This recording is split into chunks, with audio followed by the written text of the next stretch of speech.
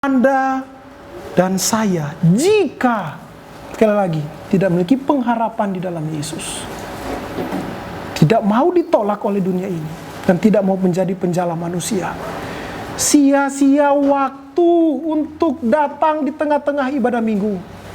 Lebih baik gak usah datang, jemaat Tuhan Yesus. Hidupilah dengan dunia ini, nikmati hidup ini dengan dunia ini. Setiap orang di muka bumi ini pertama kali melihat Yesus, yang dinilai mengenai Yesus memakai penilaian manusia. Perhatikan jemaat Tuhan, cara manusia berdosa dan buta terhadap Allah dan firman-Nya tetap sama di segala zaman, jemaat Tuhan. Menolak. Sudah berhentikah Anda bertanya siapa Kristus? Seorang murid Yesus Kristus selalu belajar untuk mengenal Dia.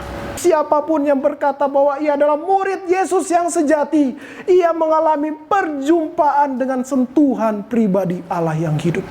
Mereka mau ditolak untuk mengenal siapakah guru yang menyatakan dirinya adalah Mesias. Mereka menanggalkan pemahaman yang lama tentang kehidupan dengan pemahaman yang baru apa itu kehidupan. Mereka mengganti pengharapan yang lama dan pengharapan yang baru. Dari siapa? Dari Yesus Kristus, Allah dan Juru Selamat.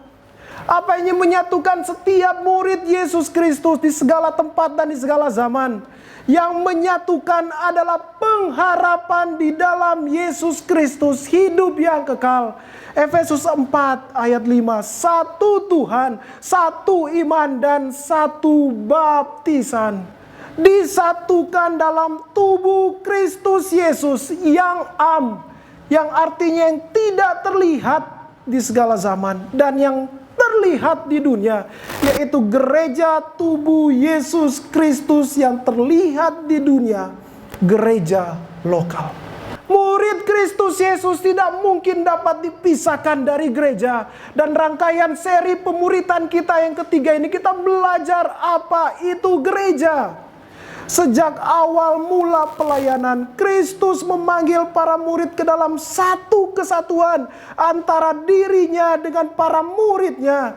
Dan di awal Injil Markus ini, dengan ketetapan Allah, ia menyatakan pentingnya gereja, pentingnya tubuh Kristus Yesus yang lokal, yang terlihat di dunia ini. Gereja-gereja kecil itu perlu kasih tanda kutip, gereja-gereja kecil milik Allah. Dan Allah Roh Kudus membawa gereja-gereja kecil ini, yaitu individu-individu ini, untuk menyatu dengan gereja-gereja kecil lainnya. Dan dengan perkenanan Allah dibangunlah oleh Allah sendiri gereja lokal yang terlihat. Tubuh Yesus Kristus yang terlihat, yaitu gereja lokal yang sudah menjadi darah daging setiap murid Yesus Kristus. Mengapa darah daging? Karena dia pun adalah gereja, jemaat Tuhan Yesus. Betapa pentingnya gereja walaupun tidak ada gereja yang sempurna. Yang tadi saya katakan, seluruh gereja-gereja kecil ini ya adalah milik Yesus Kristus yang menyatu, fragile, jemaat Tuhan, bisa pecah kapan saja dan masih bisa berbuat dosa. Oleh sebab itu jemaat Tuhan Yesus, tidak ada gereja yang sempurna, termasuk gereja ini pun bukanlah gereja yang sempurna, jemaat Tuhan Yesus. Mengapa tidak ada gereja yang sempurna? Pendeta John Piper berkata, Allah mencegah kita menjadikan gereja idol yang baru di hidup ini. Allah dengan kebaikannya mencegah kita menjadikan gereja itu adalah idol. Wow, my gereja perfect, gereja saya luar biasa, semuanya gereja dan gereja, wah semuanya gerejaku luar biasa. Sehingga bukan Yesus lagi yang dipandang, sehingga bukan lagi Kristus yang tersalib dipandang, tetapi gerejanya yang sempurna. Tetapi saat kita menemukan gereja yang tidak sempurna, kita menghambakan diri di hadapan Allah. Ini aku Tuhan, bentuk aku Tuhan. Jangan berpikir Allah perlu bantuan Anda dan saya untuk melaksanakan misinya di dalam tubuhnya. Jangan pernah berpikir gereja akan mati tanpa saya. Gereja akan tetap eksis karena itu janji Tuhan. Ia tidak akan pernah dikalahkan oleh maut. Karena Anda dan saya, pada kenyataannya setiap orang percaya hidup karena Yesus Kristus, dan ketahuilah Anda dan saya itu adalah gereja.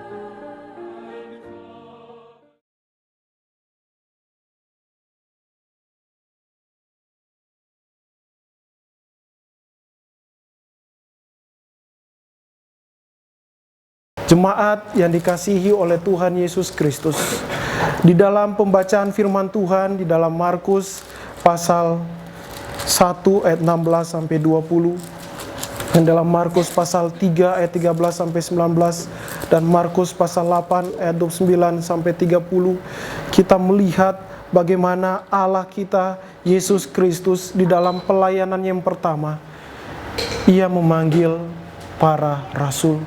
Ia memanggil para murid-muridnya untuk menyertai dia.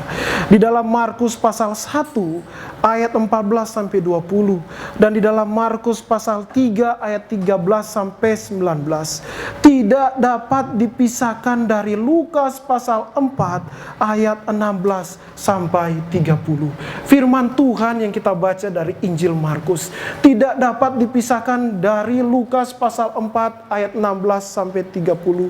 Bagaimana pelayanan Kristus Yesus yang pertama di Galilea, dan bagaimana Ia melakukan pelayanan yang pertama di Nazaret. Di dalam Lukas pasal 4 ayat 16 sampai 30, Alkitab menyatakan bahwa Kristus Yesus, saat kita membaca Lukas pasal 4 ayat 16 sampai 30, di mana Alkitab menyatakan bahwa Kristus Yesus ditolak setelah Ia menyatakan firman Allah yang diambil dari nubuatan Nabi Yesaya. Di dalam Lukas 4 ayat 17 sampai 21, saya akan bacakan untuk jemaat Tuhan Yesus. Kepadanya diberikan kitab Nabi Yesaya, dan setelah dibukanya, ia menemukan nas di mana ada tertulis, Roh Tuhan ada padaku, oleh sebab Ia telah mengurapi aku untuk menyampaikan kabar baik kepada orang-orang miskin, dan Ia telah mengutus aku untuk memberitakan pembebasan kepada orang-orang tawanan dan penglihatan bagi orang-orang buta, yang membebaskan orang-orang yang tertindas, untuk memberitahukan tahun rahmat Tuhan telah datang. Kemudian Ia menutup kitab itu, memberikannya kepada para pejabat, lalu duduk, dan mata semua orang dalam rumah ibadat itu tertuju kepadanya. Lalu Ia memulai mengajar mereka, katanya, pada hari ini genaplah nas ini sewaktu kamu mendengarnya. Di dalam firman Tuhan Lukas 4 ayat 17 sampai 21 adalah firman Allah yang Kristus nyatakan mengenai dirinya, dan ditanggapi oleh orang yang mendengarnya dengan penolakan.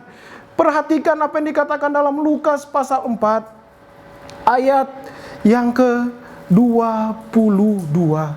Saya akan bacakan kepada jemaat Tuhan Yesus. Dan semua orang itu membenarkan Dia, dan mereka heran akan kata-kata yang indah yang diucapkannya. Lalu kata mereka, bukankah Ia ini anak Yusuf?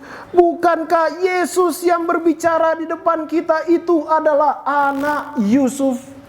Kristus Yesus menyatakan segala sesuatu sesuai dengan firman Allah. Siapakah dirinya yang adalah Allah dan Juru Selamat, Mesias, dari pernyataan firman Allah ini, Kristus Yesus ditolak.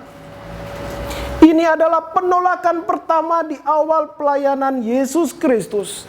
Sejak awal pelayanannya, Kristus sudah ditolak seperti yang dikatakan di dalam firman Tuhan, Yesaya 53 ayat 3. Saya baca untuk jemaat Tuhan. Ia dihina dan dihindari orang. Seorang yang penuh kesengsaraan dan yang biasa menderita kesakitan. Ia sangat dihina sehingga orang menutup mukanya terhadap dia, dan bagi kita pun dia tidak masuk hitungan. Dan di dalam Yohanes 1 ayat 10-11, ia telah ada di dalam dunia dan dunia dijadikan olehnya, tetapi dunia tidak mengenalnya. Ia datang kepada milik kepunyaannya, tetapi orang-orang kepunyaannya itu tidak menerimanya.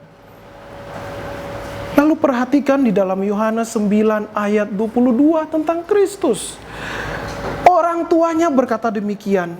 Orang tua dari si buta yang disembuhkan oleh Kristus di dalam Yohanes 9 ayat 22.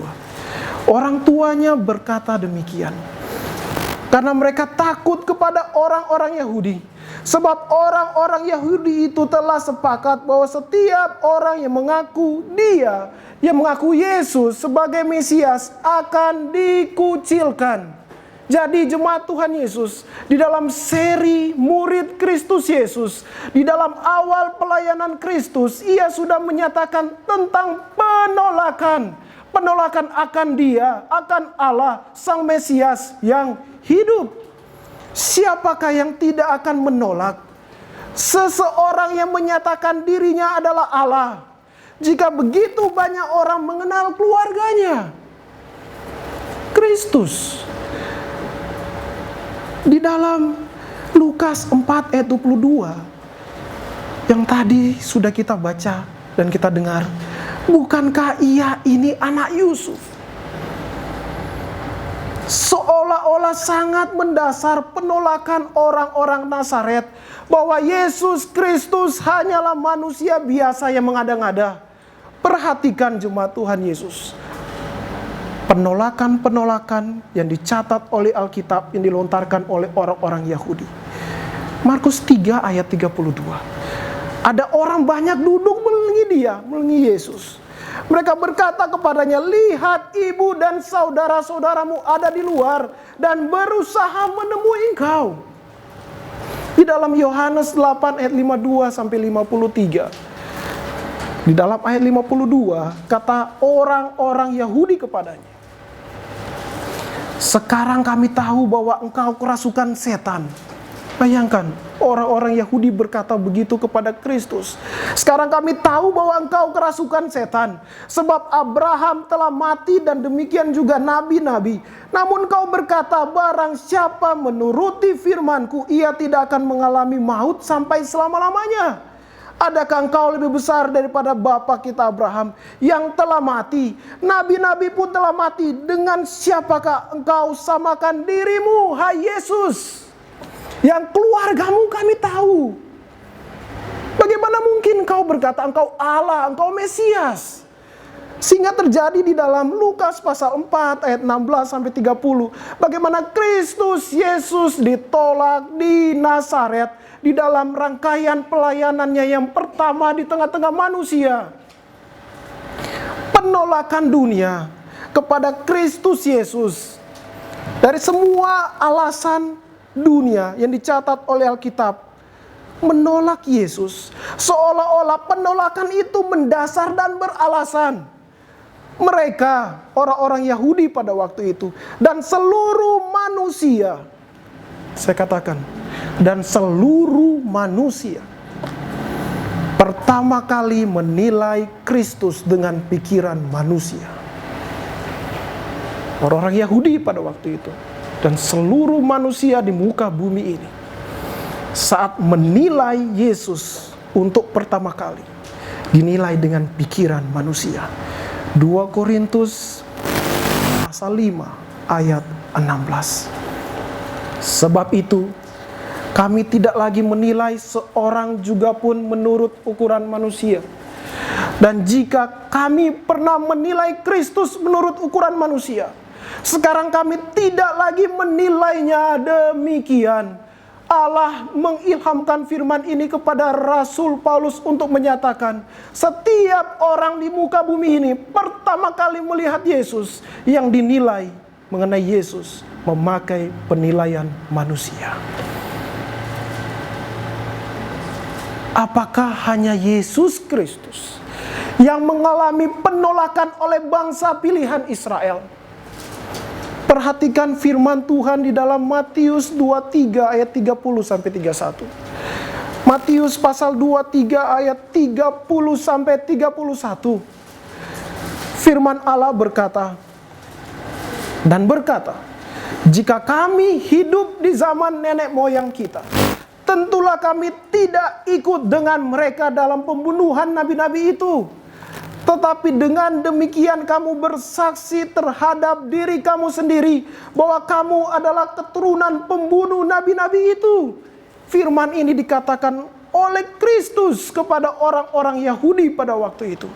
Keturunan orang-orang Yahudi pada zaman Kristus. Saat ia berbicara dengan orang-orang Yahudi itu, orang-orang Yahudi itu baru menyadari mereka salah. Setelah apa yang dikatakan para nabi yang mereka bunuh itu adalah benar berasal dari Allah.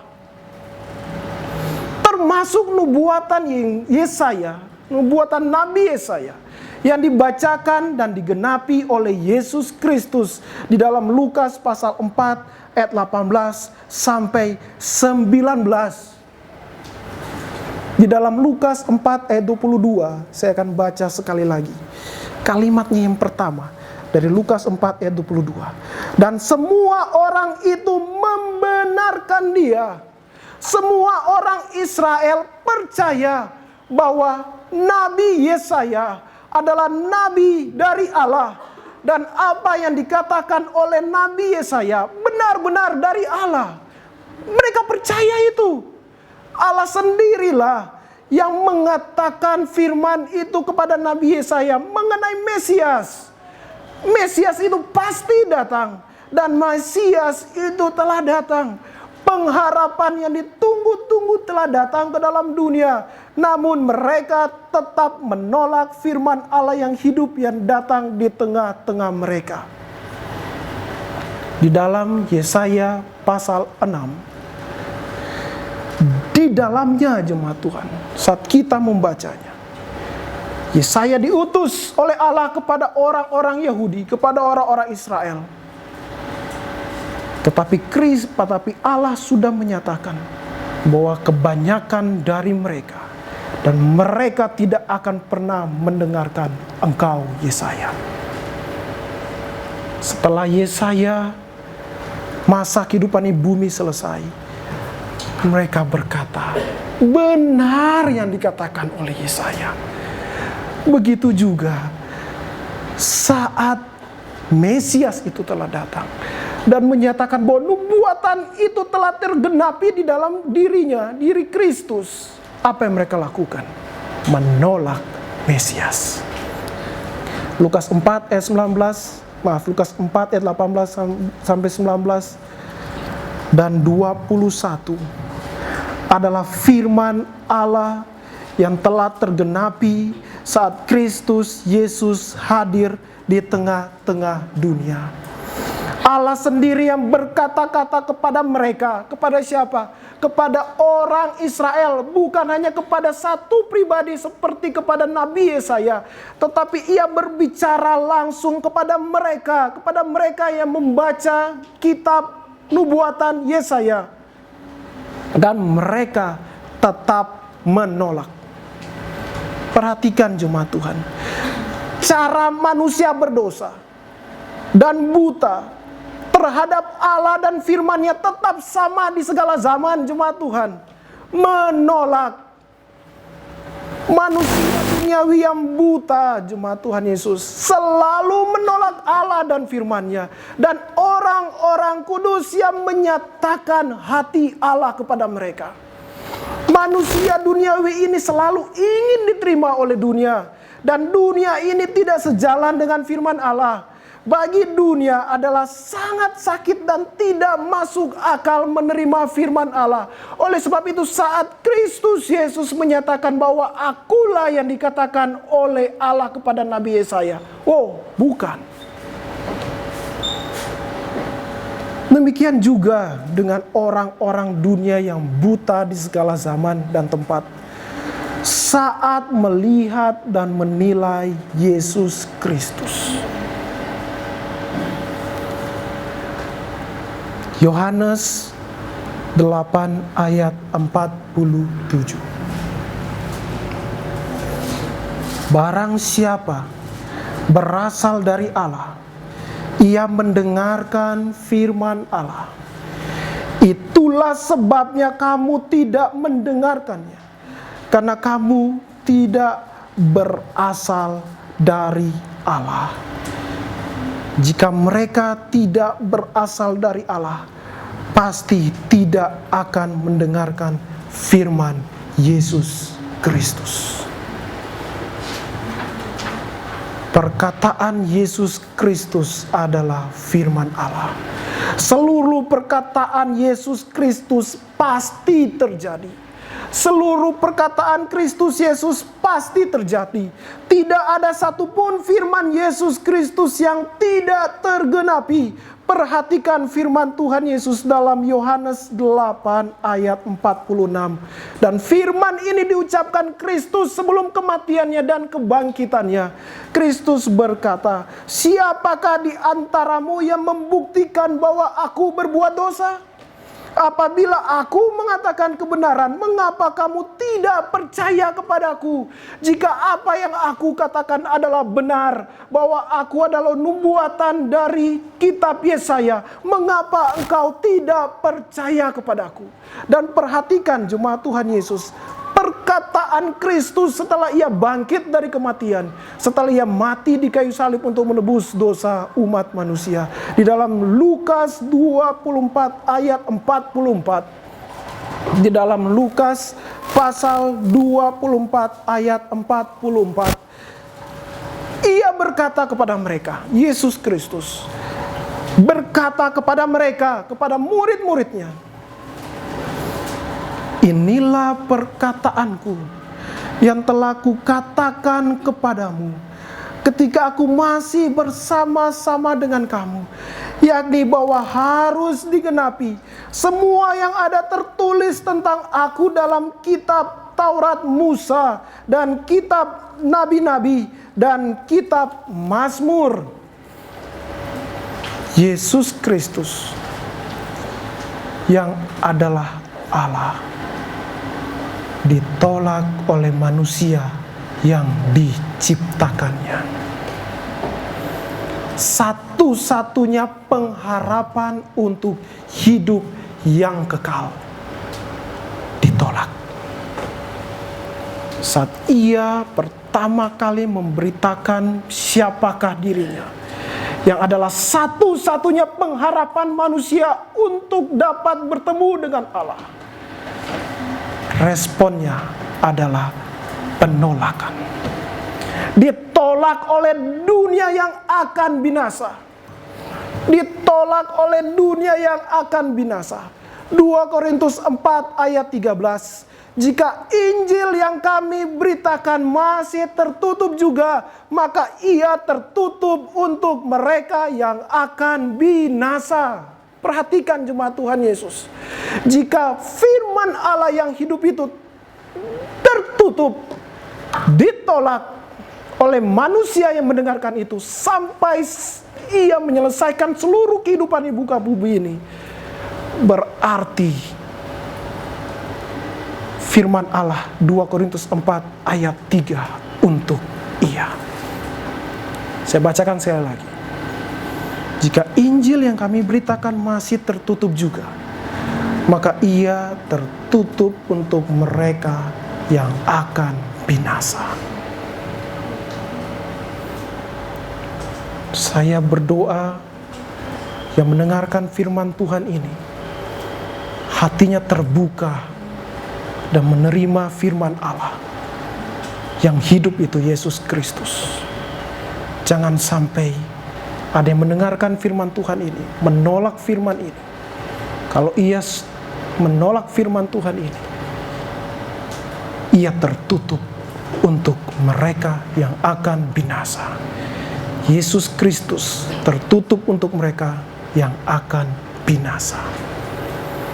Kristus Yesus adalah kegenapan dari pengharapan semua orang Israel dan seluruh umat manusia.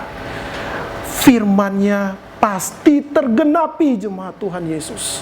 Di dalam Roma 10 ayat 4 berkata, sebab Yesus Kristus adalah kegenapan hukum Taurat. Ia adalah kegenapan hukum Taurat. Mari kita lihat di dalam Lukas 24 ayat 45.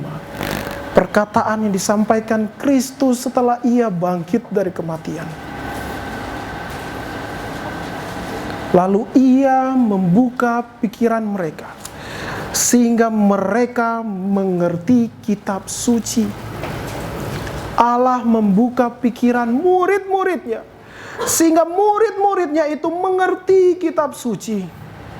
Jemaat Tuhan Yesus, dengarkan. Allah mengerti betapa kerasnya hati manusia yang buta dan tersesat. Dosa menyebabkan manusia buta dan tersesat. Seperti domba yang tersesat. Domba yang tersesat tidak mungkin dapat kembali kepada tuannya dengan sendirinya. Domba itu perlu dicari. Dengan kasih-Nya Allah membuka pikiran manusia untuk mengenal Dia. Kristus Yesus yang adalah Mesias, ia datang ke dalam dunia untuk mencari milik kepunyaannya.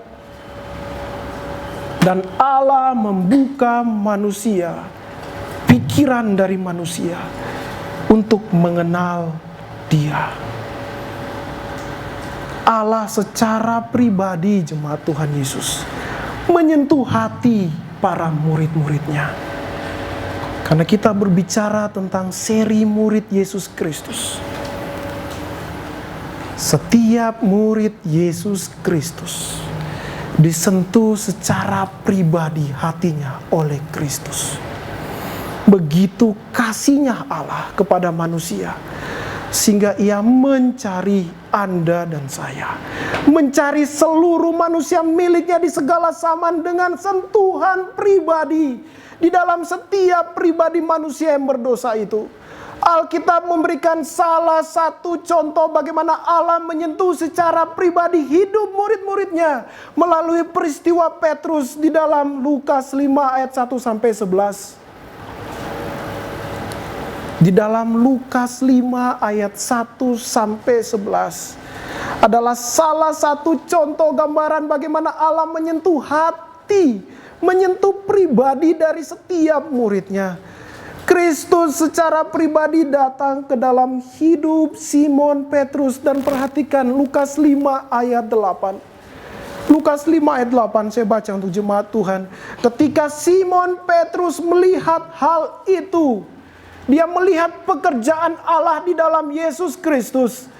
Tersungkurlah siapa? Tersungkurlah Simon Petrus di depan Yesus dan berkata, Tuhan, pergilah daripadaku, karena aku ini seorang berdosa. Simon Petrus pada awalnya menolak sentuhan Allah di dalam hidupnya. Pada awalnya, seolah-olah ia menolak sentuhan Allah di dalam hidupnya. Simon Petrus mengakui dirinya berdosa dan tidak layak di hadapan Allah.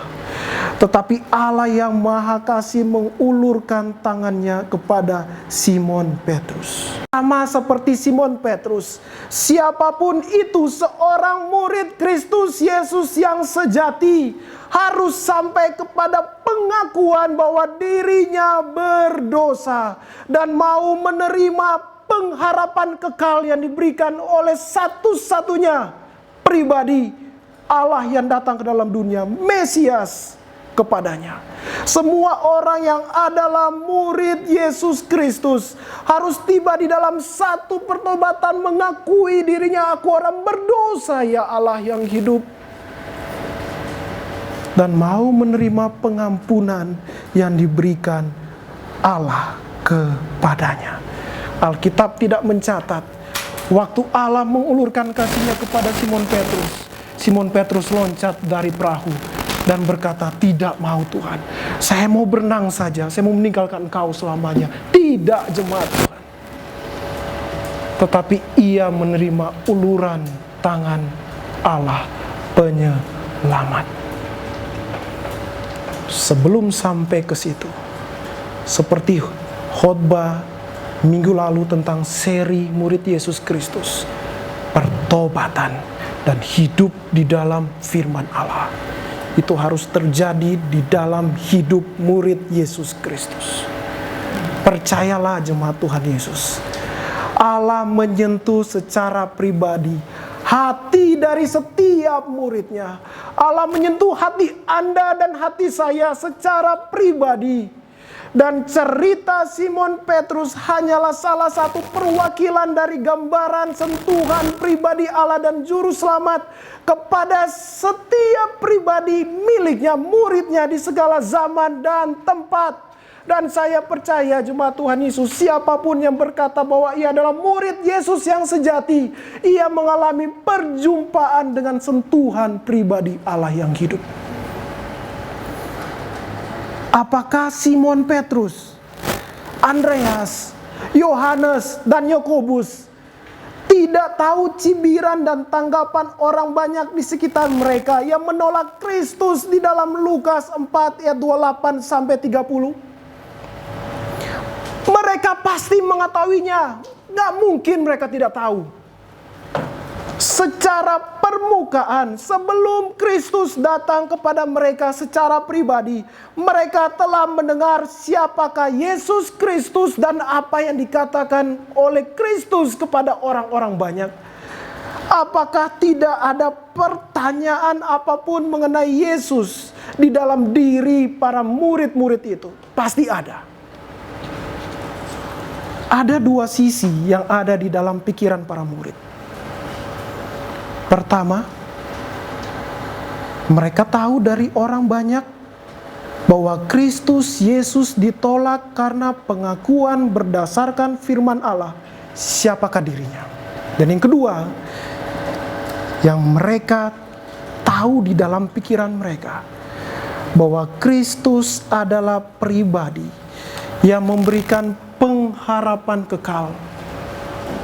Dan pribadi ini tidak sama seperti para pemimpin rohani yang mereka kenal.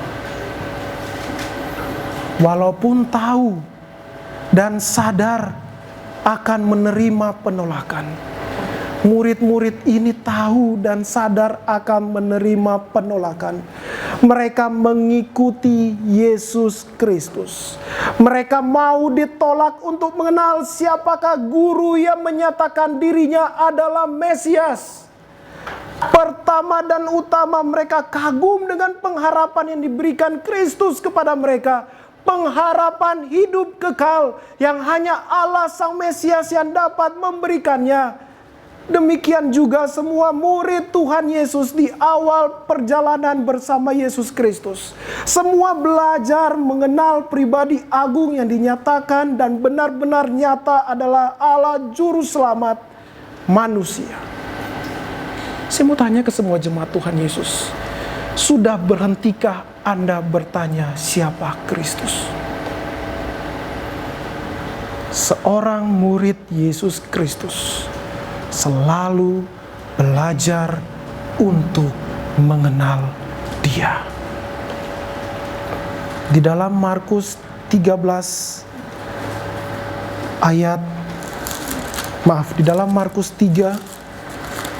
ayat 13 sampai 19. Kemudian naiklah Yesus ke atas bukit. Ia memanggil orang-orang yang dikehendakinya, dan mereka pun datang kepadanya. Alkitab menyatakan bahwa Kristus memilih ke-12 muridnya, yaitu ke-12 rasul. Ke-12 rasul ini siap untuk dikucilkan dan ditolak oleh dunia. Saya percaya kata ditolak pasti tidak ada yang menginginkannya. Tetapi itulah yang melekat di dalam hidup para murid. Apakah yang ditinggalkan oleh para murid dan rela diganti dengan penolakan oleh orang banyak? Jemaat Tuhan Yesus, perhatikan di dalam Markus 1 ayat 18 sampai 20. Ini yang mereka ganti dengan penolakan karena ikut Yesus. Di dalam ayat 18 saya akan baca untuk jemaat Tuhan. Lalu mereka pun meninggalkan jalannya dan mengikuti Dia. Di dalam ayat 20, Yesus segera memanggil mereka dan mereka meninggalkan ayahnya Zebedeus di dalam perahu bersama orang-orang upahannya lalu mengikuti Dia. Dan di dalam Lukas 5 ayat 27 sampai 28, bagaimana Lewi pemungut cukai meninggalkan rumah cukai untuk mengikuti Yesus. Apakah jalah itu? Apakah arti rumah cukai itu, jemaat Tuhan? Bagi nelayan dan bagi seorang pemungut cukai, apa yang mereka tinggalkan itu adalah sumber penghidupan mereka. Itu adalah sumber penghidupan mereka. Lalu apakah arti ayah di dalam Markus 1 ayat 20? Bagi setiap pribadi, keluarga adalah sumber keamanan dan identitas. Mereka meninggalkan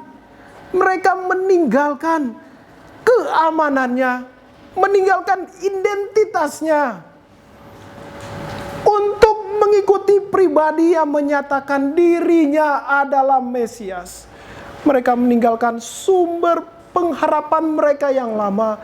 Mereka meninggalkan keamanan mereka yang lama. Mereka meninggalkan identitas mereka yang lama untuk mengikuti Mesias, untuk mengikuti pribadi. Dan mereka menggantikannya itu dengan penolakan. Mereka mempertaruhkan nyawa dan masa depan kepada Kristus Yesus, Sang Guru Agung mereka. Mereka menanggalkan pemahaman yang lama tentang kehidupan dengan pemahaman yang baru apa itu kehidupan. Mereka mengganti pengharapan yang lama dan pengharapan yang baru. Dari siapa? Dari Yesus Kristus, Allah dan Juru Selamat.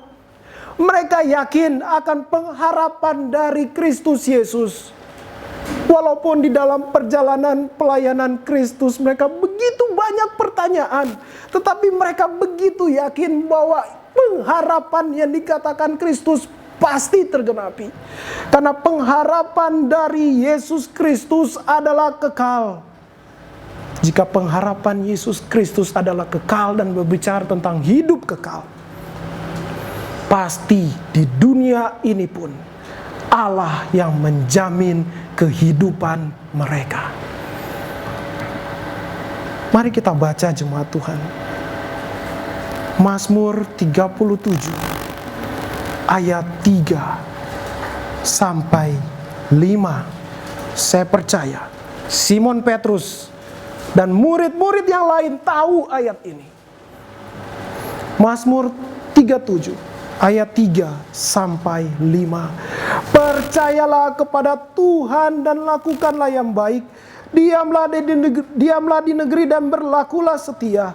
dan bergembiralah karena Tuhan, maka Ia akan memberikan kepadamu apa yang diinginkan hatimu. Serahkanlah hidupmu kepada Tuhan dan percayalah kepadanya, dan Ia akan bertindak. Firman Allah ini ada di dalam hidup para murid-muridnya, karena setiap orang Yahudi pasti mengetahui kitab Mazmur.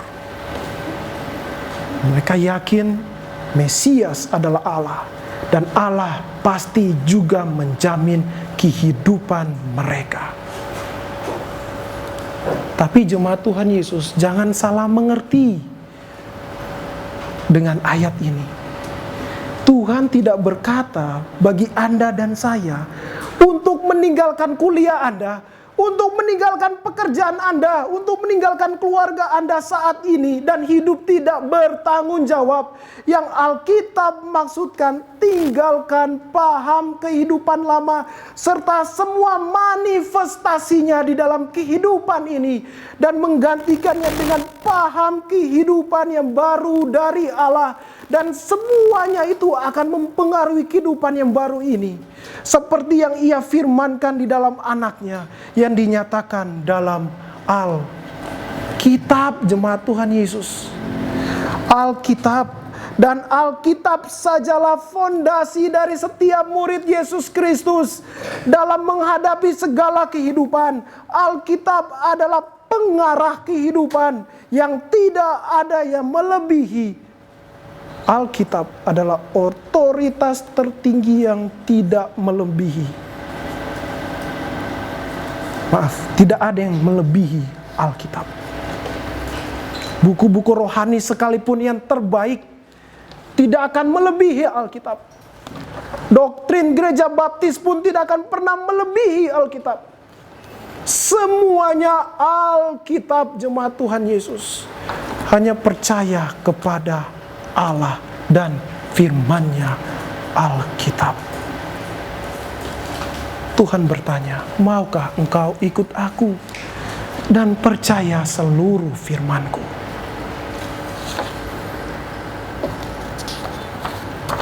Semua orang kudus di dalam Alkitab, termasuk para murid, mereka begitu yakin akan siapakah Yesus Kristus sehingga meninggalkan kehidupan lamanya.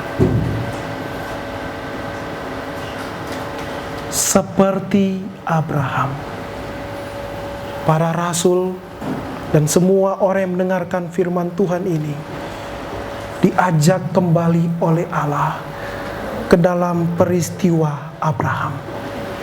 Bagaimana Abraham begitu yakin bahwa Allah yang berbicara dan memanggil dia adalah Allah pencipta langit dan bumi.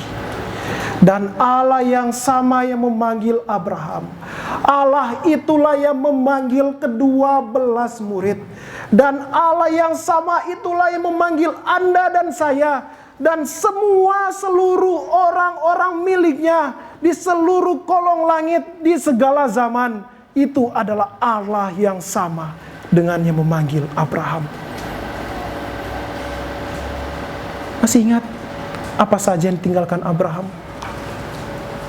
Mengikuti Allah seluruhnya. Dia hanya mengikuti firman Allah. Allah yang maha kasih di dalam perjanjian lama adalah Allah yang sama di dalam perjanjian baru. Allah yang maha kasih di dalam perjanjian lama adalah Allah yang sama di dalam perjanjian baru. Dan kasih itu dinyatakan di dalam Mesias Yesus Kristus Tuhan kita. Apa yang menyatukan setiap murid Yesus Kristus? Apa yang menyatukan setiap murid Yesus Kristus di segala tempat dan di segala zaman? Yang menyatukan adalah pengharapan di dalam Yesus Kristus, hidup yang kekal. Efesus 4 ayat 5, satu Tuhan, satu iman dan satu baptisan. Apakah pengharapan yang dinyatakan oleh Yesus Kristus di dalam dirinya di dalam 1 Korintus 15 ayat 17 sampai 21. Mari kita baca, jemaat Tuhan Yesus. 1 Korintus pasal 15 ayat 17 sampai 21.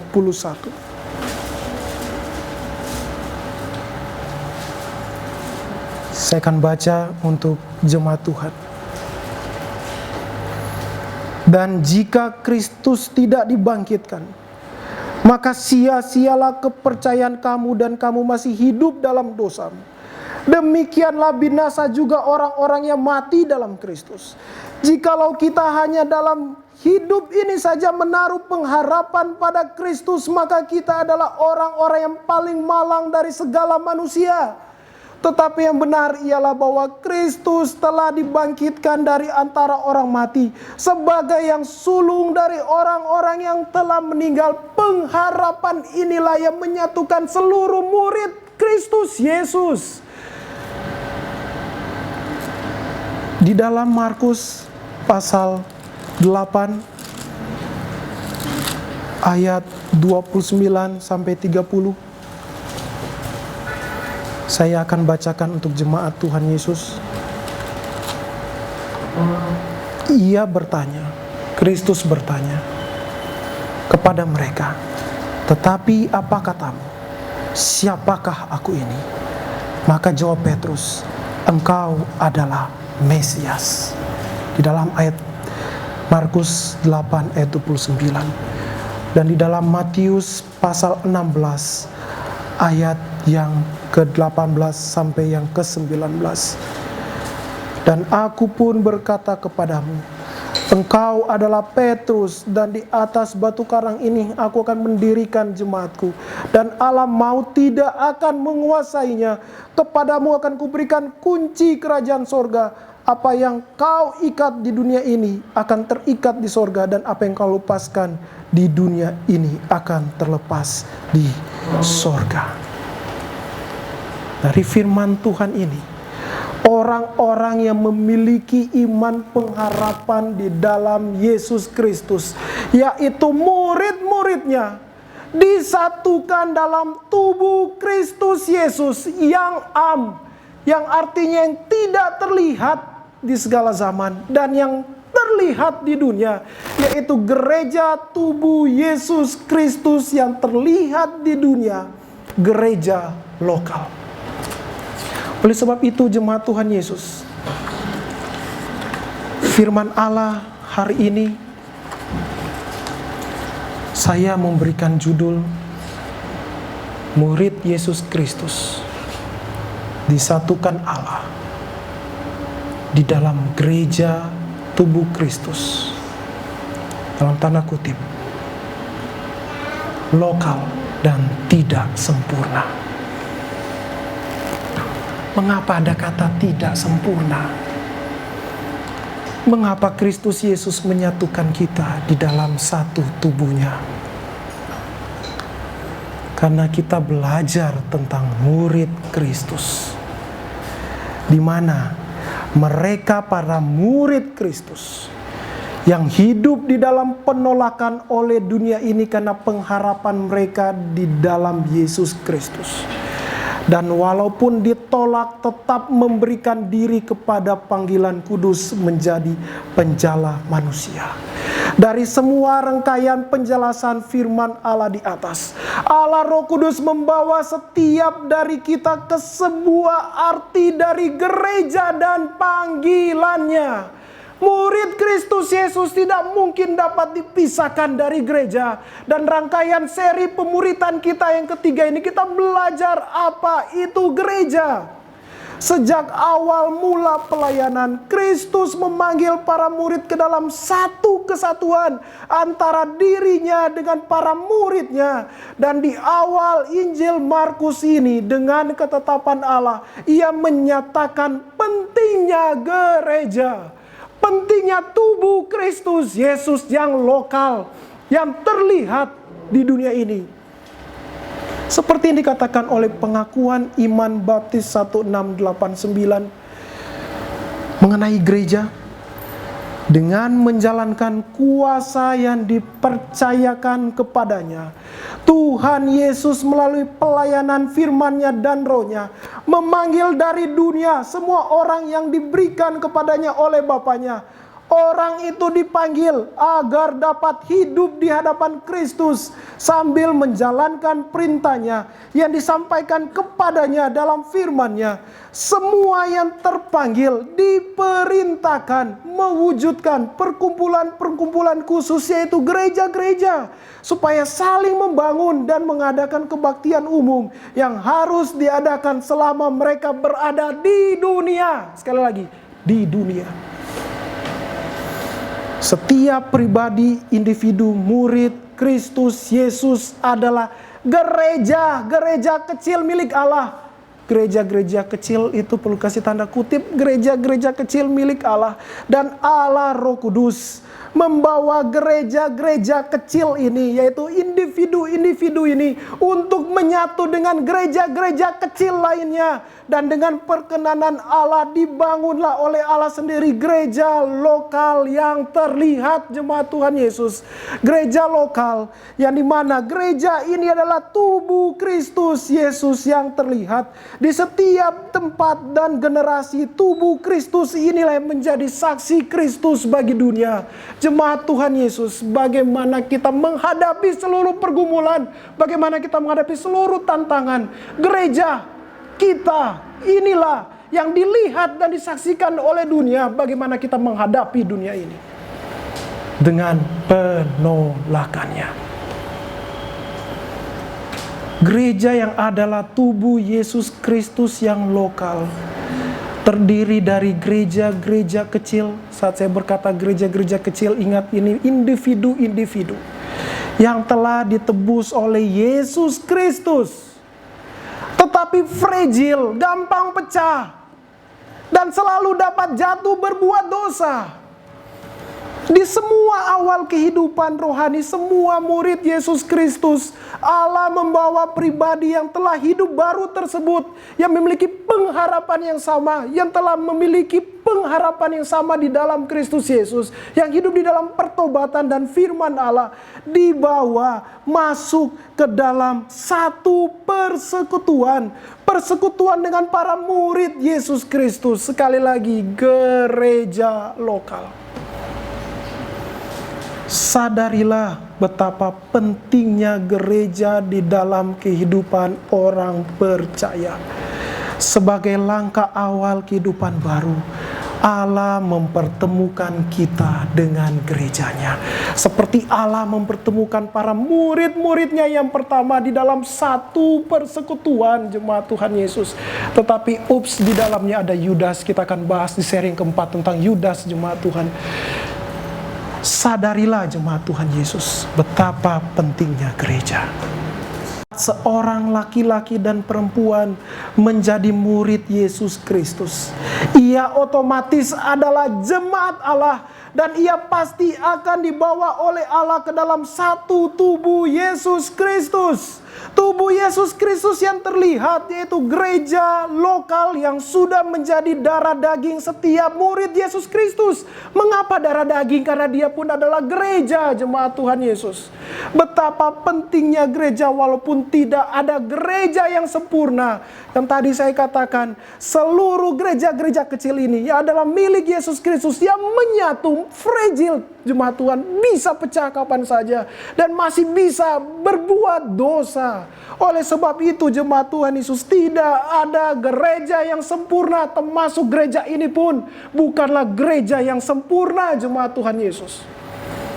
Karena setiap dari kita, ingat, kita masih hidup di dunia ini, dan dengan kuasa Allah Roh Kudus mematikan dosa. Anda dan saya, silakan cari. Tidak akan pernah menemukan gereja yang sempurna. Silakan cari di bawah kolong langit ini. Adakah gereja yang sempurna? Mungkin ada gereja yang terlihat sempurna. Karena gereja itu dan kutip, anggota jemaatnya sedang dalam masa bulan madu. Seperti pasangan suami istri yang baru bertemu bulan madu dulu 1 bulan. Semuanya indah. Saat terjadi pergumulan pecah. Emosinya meledak. Baru tahu saya, kamu emosinya meledak suamiku.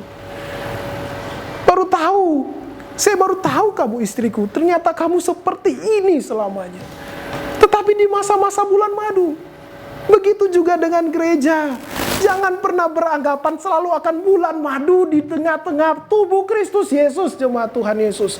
Jangan pernah beranggapan seperti itu, bahwa gereja Amanat Agung ini akan tetap sempurna. Tidak, jemaat Tuhan Yesus. Oleh sebab itu, jemaat Tuhan Yesus, setelah bulan madu yang terlihat indah, terlepas dari itu, masuk di dalam kehidupan nyata. Saya percaya semua yang telah menikah setelah bulan madu menghadapi kehidupan nyata. Benar? Pasti amin. Saya juga jemaat Tuhan. Tetapi apakah saat saya menemukan dan semua para suami istri menemukan kehidupan nyata dari pasangan Anda akan berkata, saya mau lepas dari kamu? Setelah masuk ke dalam persekutuan tubuh Yesus Kristus yang berkata, ternyata gereja ini seperti ini, saya mau pindah. Saya mau cari lagi gereja yang lain. Bulan madu lagi, kena masalah lagi, pindah. Kutu loncat, jemaat Tuhan Yesus. Tidak ada yang seperti itu, jemaat Tuhan Yesus. Di dalam gereja yang tidak sempurna, Allah menunjukkan kasih-Nya kepada kita, kepada orang yang berdosa ini, bahwa Dia selalu memberikan pengampunan saat kita dengan pertobatan, penyesalan. Dan lihat jemaat Tuhan, mengapa tidak ada gereja yang sempurna? Pendeta John Piper berkata, Allah mencegah kita menjadikan gereja idol yang baru di hidup ini.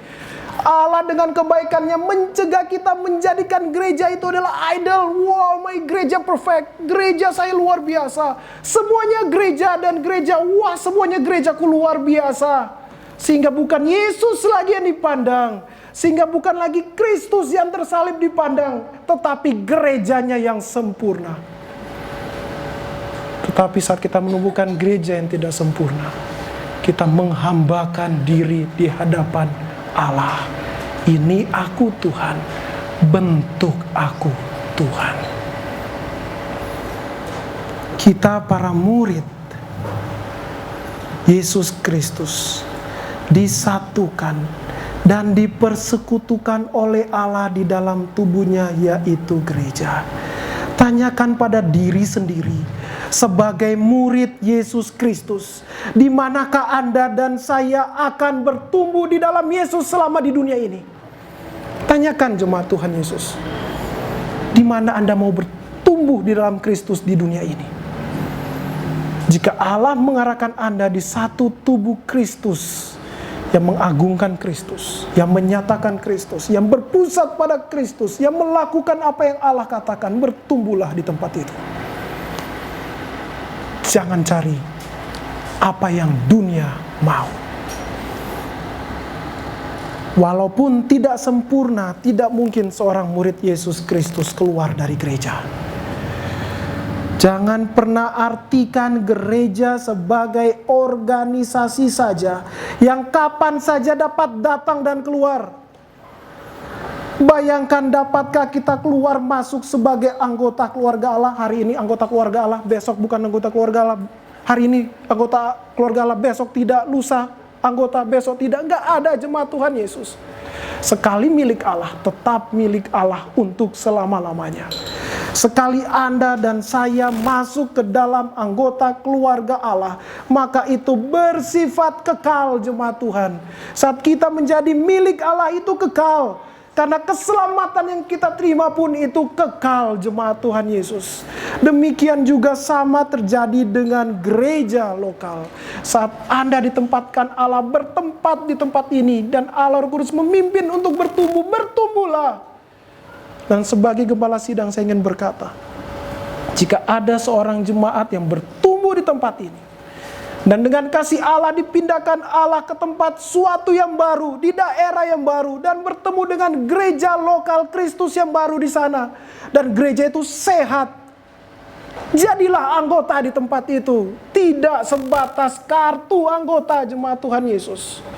Karena gereja Allah itu dimanapun firman Allah diberitakan dan berpusat kepada Allah dan melakukan firman Tuhan.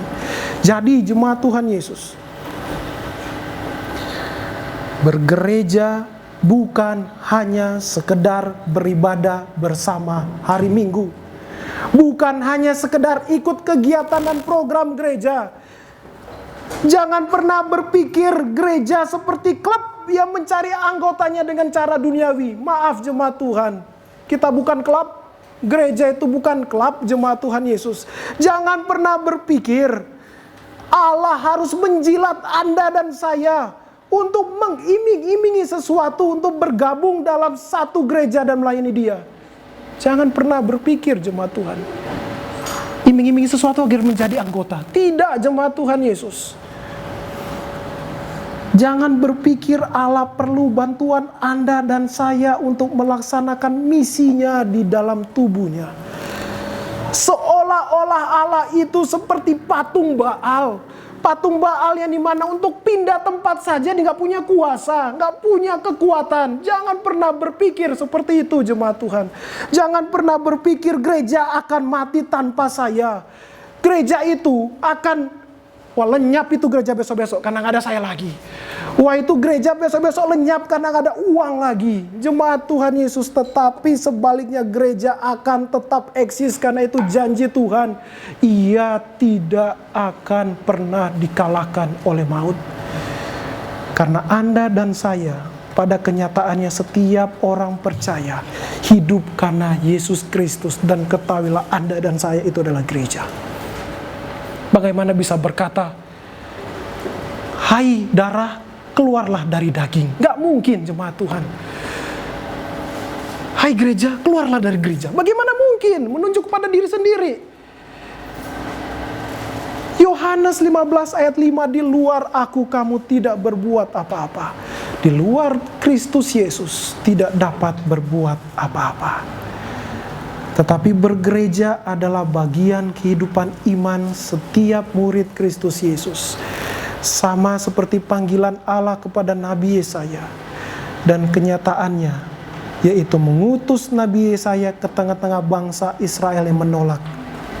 Iya, di dalam Yesaya 6. Jika tidak ada pertobatan yang sejati, tidak mungkin Anda dan saya dapat menerima kenyataan ini.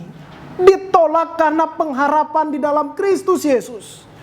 Dan walaupun ditolak, panggilan sebagai penjala manusia adalah darah daging kita.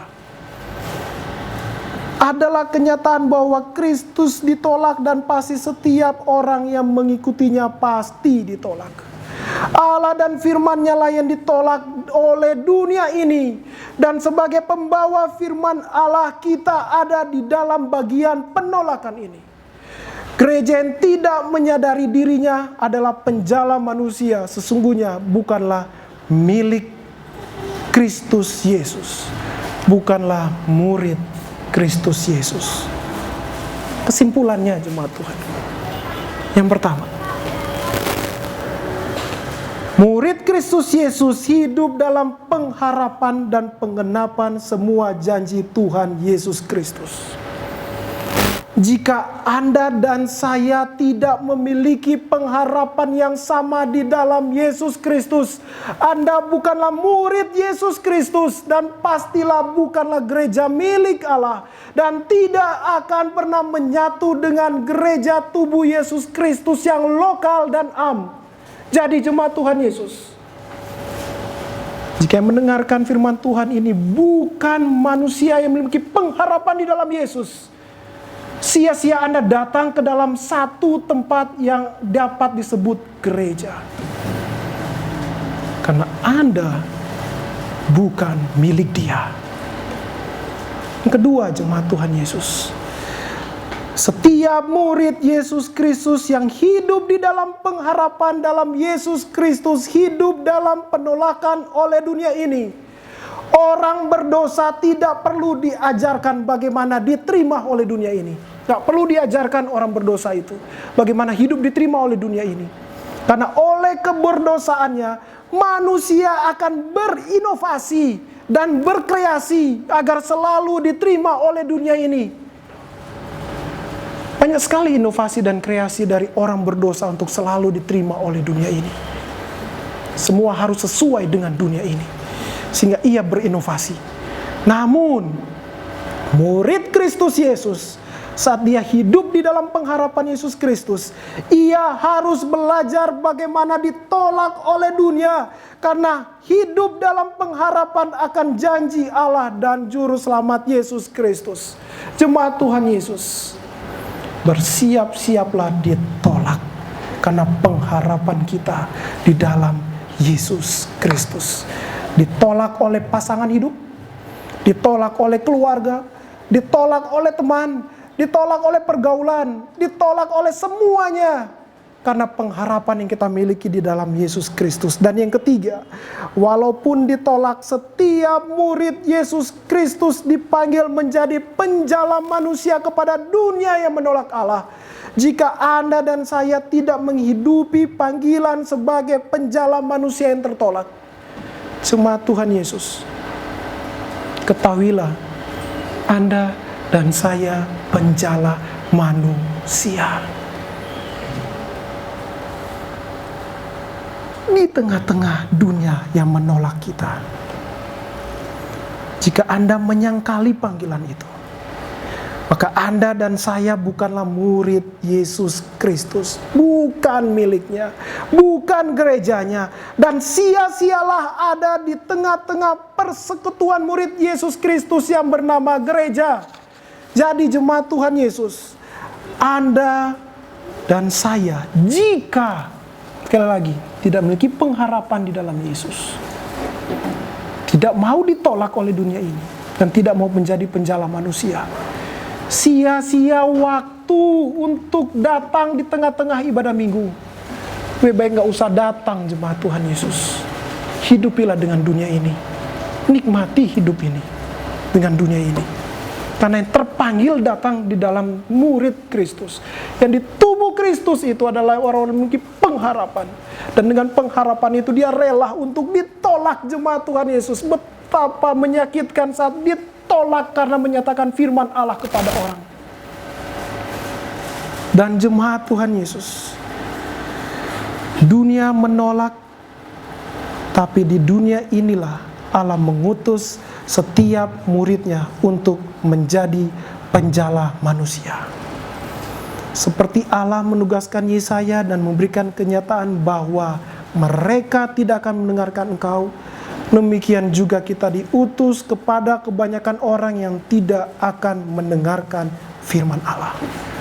Walaupun kita tahu akan tetap ditolak, tetapi panggilan sebagai murid Yesus Kristus, tubuh Kristus gereja, adalah menjadi penjala manusia, tidak akan pernah terlepas dari hidup kita sebagai manusia baru.